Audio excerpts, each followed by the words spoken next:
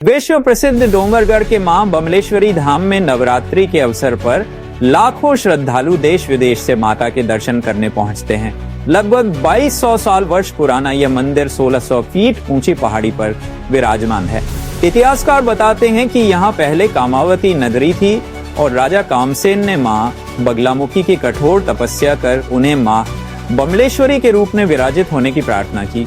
मां की आस्था इतनी अटूट है कि सच्चे मन से मांगा गया हर वरदान पूरा होता है। यही कारण है कि यहाँ निसंतान दंपत्ति, संकटग्रस्त लोग और मन्नत मांगने वाले भक्त दूर से आते हैं। प्रतिवर्ष चैत्र और क्वार नवरात्र में 10,000 तक ज्योति कलश प्रज्वलित किए जाते हैं, जिनमें अमेरिका, ऑस्ट्रेलिया जैसे देशों से भी श्रद्धालु शामिल होते हैं।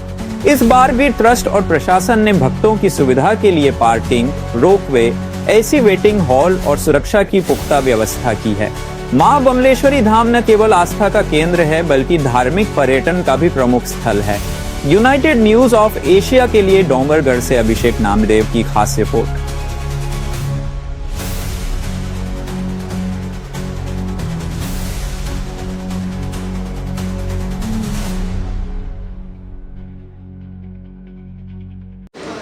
सर, नवरात्रि को लेकर के जो भारी कितनी सी संख्या में पुलिस बल और किस तरीके से पुलिस व्यवस्था संभालेगी सर?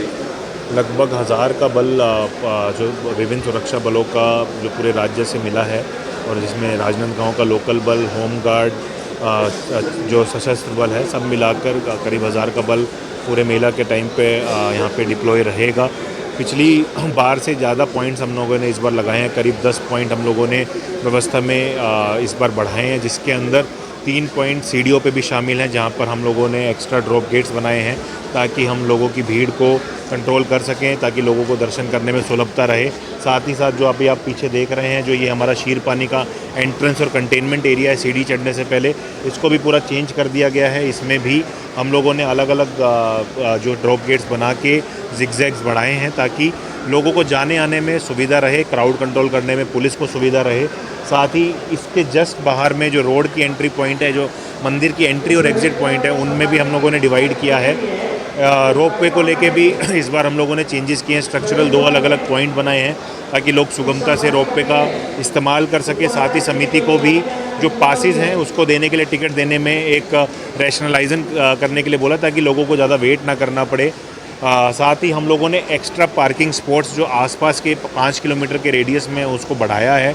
पार्किंग वालों के लिए साथ में हम लोगों ने कई मीटिंग ली है, आज भी एक मीटिंग और अभी ली जा रही है, जिसमें साफ शब्दों में बोला गया है कि पार्किंग से रिलेटेड कोई शिकायत नहीं आनी चाहिए, क्योंकि हर साल जो एक बड़ा मुद्दा यहाँ पर रहता है वो पार्किंग में ओवर चार्जिंग का रहता है।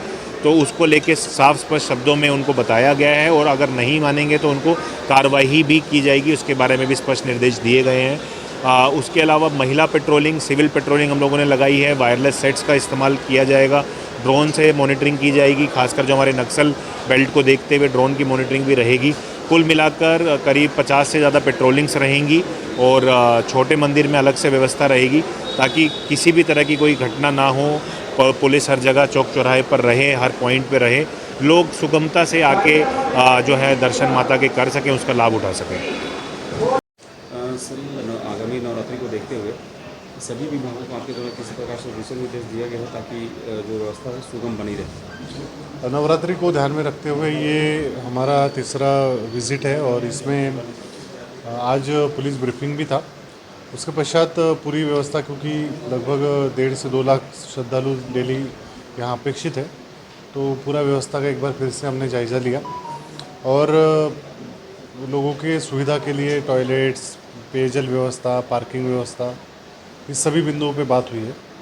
पार्किंग को लेके पूर्व में कुछ जो शिकायतें हुई थी, जिसमें ओवर रेटिंग का था, मीना बाज़ार में ओवर रेटिंग की शिकायतें हैं, पूर्व में रही है, तो उन सभी बिंदुओं पे भी आज गहन चर्चा हुई है।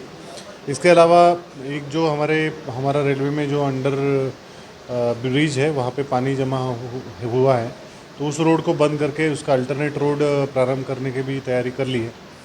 जो हमारा डोंगर रायपुर से लोग लेके जो ये पदयात्री यहाँ तक आते हैं, तो रोड्स की मरम्मत का भी कार्य हमने लिया है।